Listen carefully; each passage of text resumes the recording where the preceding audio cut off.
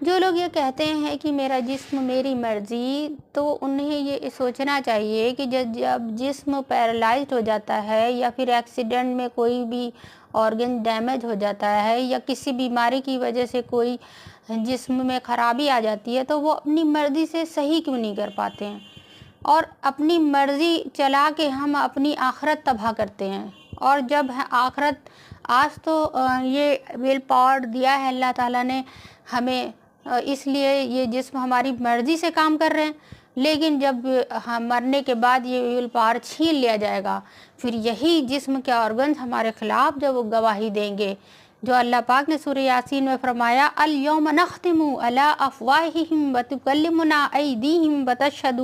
ارجلہم بما کانوا یکسبون، یعنی ان کے منہ پہ مہر لگا دی جائے گی اور سارے آرگنز ان کے خلاف گواہی دیں گے۔ تو ہمیں آج سے تیار